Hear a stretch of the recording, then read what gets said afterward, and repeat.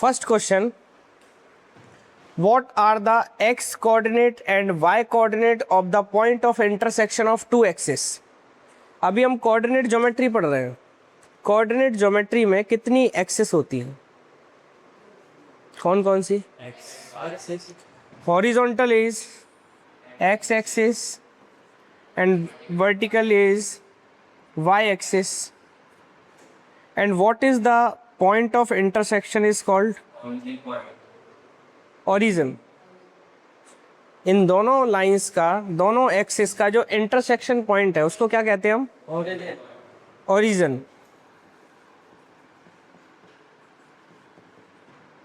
आपसे पूछा है कि इसके एक्स और वाई बताओ,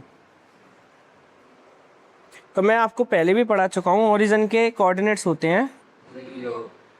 question number 2,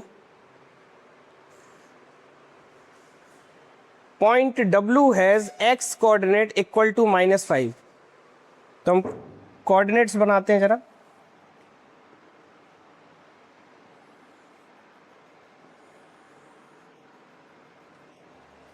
point W has x coordinate equal to -5।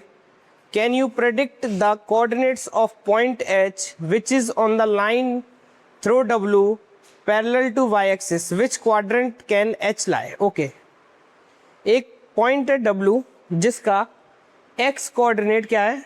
-5। अब बताओ इस x कोऑर्डिनेट, x एक्सिस पर -5 कहाँ होगा? यहाँ कहीं पे -5 होगा और यहाँ पर एक लाइन होगी।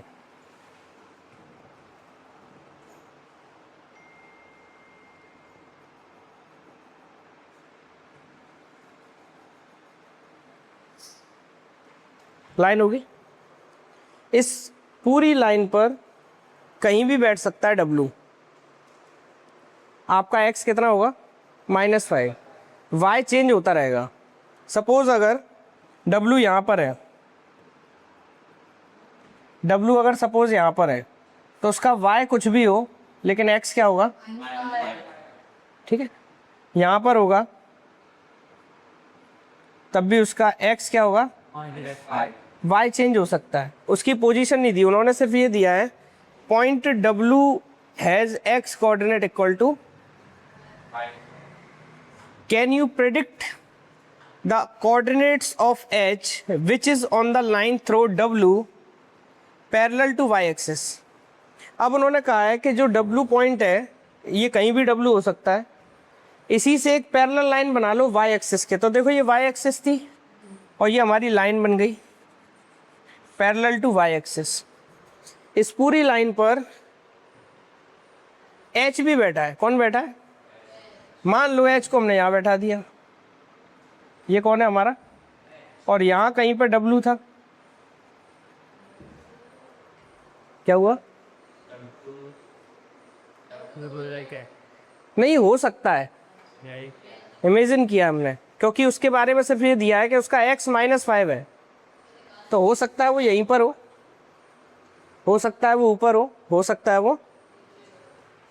Point W has x coordinate equal to -5। Can you predict the coordinate of point H which is on the line through W parallel to y axis. तो अब H के पॉइंट बताने हैं आपको, और ये किस किस क्वाड्रेंट में होगा? तो x के कोऑर्डिनेट -5 तो पक्का होगा ही होगा, इसका y कुछ भी हो सकता है। जैसे जैसे ये ऊपर नीचे जाएगा y चेंज होगा, क्योंकि अभी यहाँ है तो y एक्सिस को यहाँ टच कर रहा है। मान लो यहाँ होता तो यहाँ टच करता, ये +2 है ये -2 है, चेंज होते रहेंगे। इसके बाद उन्होंने ये भी पूछा है कि ये किस क्वाड्रेंट में होगा। तो हमको पता है ये फर्स्ट क्वाड्रेंट होता है, ये सेकंड क्वाड्रेंट और ये, तो या तो वो सेकंड क्वाड्रेंट में हो सकता है या थर्ड में हो सकता है या फिर वो लाइन पर भी हो सकता है। ठीक है, H lie in second quadrant, third quadrant and on x axis। 3 जगह हो सकता है। और इसके कोऑर्डिनेट्स क्या होंगे? Coordinate of H minus 5 comma y. Y कुछ भी हो सकता है। ये क्वेश्चन पूरा समझ में आया? चलो अगला क्वेश्चन ये है, consider the point R 3,0, A 0,-2, M -5,-2 and P -5,2 if they are joint in the same order. Okay, बना लेते हैं इन पॉइंट्स को।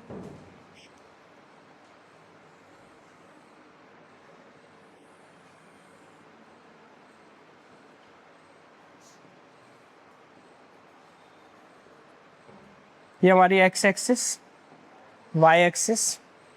फर्स्ट पॉइंट इज R30, इसका y 0 है तो पक्का ये एक्स एक्सिस पे ही होगा। और कितनी डिस्टेंस पर है? 3 डिस्टेंस पर। It means 1 2 3। ये पॉइंट आपका R है 3,0। Next point A 0,-2। अब इसका x 0 है तो ये y एक्सिस पे होगा -2, -1 -2। ये आपका पॉइंट है A 0,-2। नेक्स्ट M -5 -2, M है आपका -5 तो -1 -2 -3 -4 -5 एंड -2। तो ये पॉइंट यहाँ होगा। देखो आप यहाँ पर ये y एक्सिस को, इसका एड्रेस जो है वो है -5। इसका मतलब ये पॉइंट x एक्सिस को कहाँ इंटरसेक्ट कर रहा होगा? -5 पे। और y एक्सिस को दिख रहा है? देखा?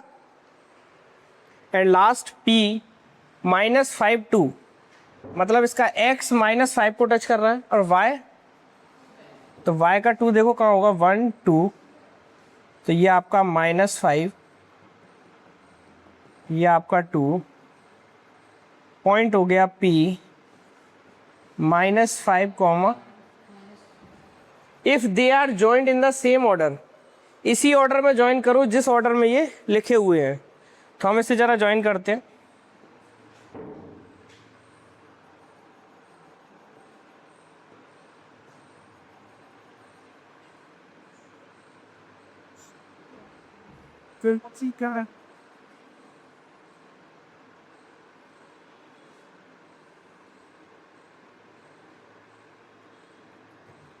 चारों ज्वाइन हो गए?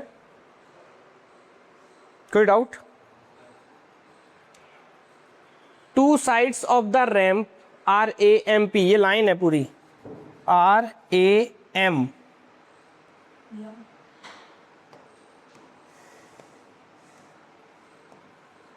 RAMP, ये एक लाइन बन गई है पूरी। That are perpendicular to each other. ऐसी लाइनें बताओ जो एक दूसरे के परपेंडिकुलर हो। परपेंडिकुलर मीन्स 90 डिग्री बनाते हो। 90 डिग्री L टाइप का होता है। क्या इसमें कहीं भी दिख रहा है? तो आपको ये दिख रहा होगा, ये 90 डिग्री ये बन रहा है। तो इसमें दो लाइनें हैं, एक PM MA, PM एंड, तो इसका जरा आंसर लिखेंगे हम, PM एंड MA। ये वो लाइनें हैं जो एक दूसरे पे क्या बनाती हैं? 90 डिग्री, मतलब परपेंडिकुलर है ये, इसके अलावा और कोई नहीं है। Second question, one side of RAMP that is parallel to one of the axes. इसमें ऐसा कोई लाइन बताओ जो एक्सेस के पैरेलल हो, किसी भी एक्सेस के। तो आप ध्यान से देखो, सबसे पहले PM, ये y एक्सेस के पैरेलल है, देखो दोनों लाइन पैरेलल है। दूसरा है MA जो किसके पैरेलल है? तो इसका आंसर आप लिख सकते हो PM parallel to y axis और MA parallel to x axis. समझ में आया? दो लाइनें हमारी हैं जो पैरेलल है। पैरेलल जानते हो क्या होता है? पैरेलल लाइनें या तो ऐसे होंगी या फिर होती तो ऐसी भी हैं, किसी भी तरीके की हो सकती है, बस उनके बीच की डिस्टेंस सेम होती है। ये जो डिस्टेंस है ना उनके बीच, जो डिस्टेंस यहाँ होगी वही डिस्टेंस यहाँ होगी, वही डिस्टेंस। ऐसी लाइंस को हम पैरेलल बोलते हैं। और इस डायग्राम में एक तो ये पी एम दिख रही है हमें वाई एक्सिस के पैरेलल, दूसरी एम ए दिख रही है हमें एक्स एक्सिस के पैरेलल। ओके, अब इनका कहना है इस डायग्राम के अंदर अगर हम एक्सिस को, जो हमारी एक्स एक्सिस और वाई एक्सिस है, मिरर मान लें। क्या मान लें? तो एक पॉइंट ऐसा है जो परफेक्ट मिरर की तरह काम कर रहा है, वो किस एक्सिस पर है? जैसे आप ध्यान से देखो, एक्स एक्सिस को ही देखो, तो ये पॉइंट इससे 2 डिस्टेंस नीचे है और ये 2 डिस्टेंस। तो मिरर की भी प्रॉपर्टी ये होती है, मिरर के सामने हम जितनी दूर होते हैं उतनी दूर हमारी इमेज फॉर्म होती है। तो इसी तरीके से वो एक्सिस कौन सी है? आपसे पूछा जाए वो पॉइंट कौन से हैं, पी एंड, लेकिन यहाँ पे सिर्फ आपसे ये पूछा है which axis will this be? X axis.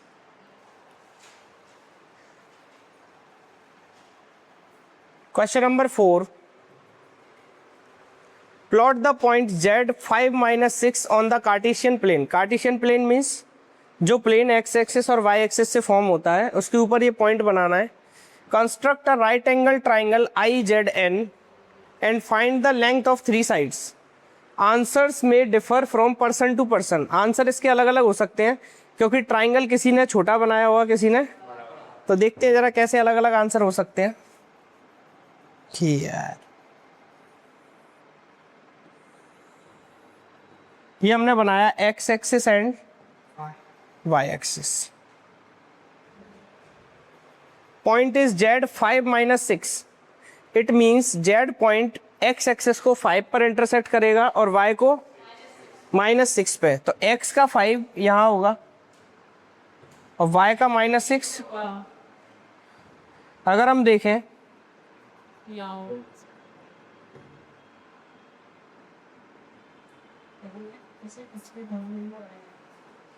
तो ये जो पॉइंट होगा वो होगा z। कोई डाउट? अब ये z हमारा पॉइंट आ गया जिसके कोऑर्डिनेट्स हैं 5, अब आपसे उन्होंने बोला एक राइट एंगल ट्राइंगल बनाओ IZN, z बीच में आना चाहिए, IZN। सपोज करो मैंने यहीं से बना दिया, सपोज यहाँ से ये हमारा I है, ये Z है, N है, बन रहा है राइट एंगल ट्राइंगल। अब आप मुझे बताओ I के कोऑर्डिनेट्स क्या होंगे? क्योंकि ये 5 पॉइंट था तो ये भी 5 होगा, लेकिन x एक्सिस पे तो इसका y क्या होगा? ये -6 है तो ये होगा 0, तीनों पॉइंट निकल गए। अब आपसे बोला है इन तीनों लाइंस की डिस्टेंस निकालो, IZ की, ZN की और IN की। तो यस, सबसे पहले हम डिस्टेंस फॉर्मूला अब यहाँ यूज़ होगा। डिस्टेंस बिटवीन IZ, सबसे पहले हम किसके बीच की डिस्टेंस निकालते हैं? समझ में आ रहा है? डिस्टेंस ऑफ I और अब आप देखो 5 - 5 0 का स्क्वायर प्लस -6 - 0 -6 का स्क्वायर।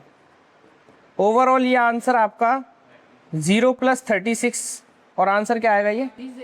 तो ये जो डिस्टेंस है वो कितनी है? 6 यूनिट्स। सिमिलरली अगर हम डिस्टेंस बिटवीन ZN देखें, डिस्टेंस बिटवीन ZN 5 - 0 5 का स्क्वायर -6 - 6, ओवरऑल आंसर 25 + 0 5 आएगा। तो ये डिस्टेंस आपकी कितनी है? 5 units. Now distance between IN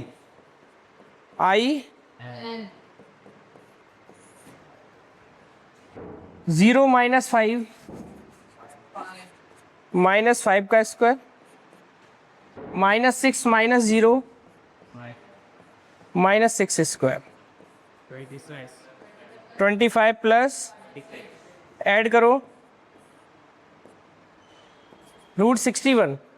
√61 में किसी का पेयर ही नहीं बनेगा प्राइम फैक्टराइजेशन में, तो √61 एज इट इज रहेगा। ये आपकी यूनिट्स लिख देना यहाँ।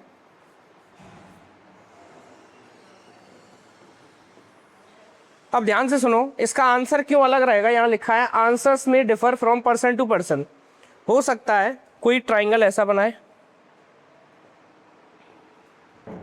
सपोज किसी ने ट्राइंगल ऐसा बनाया,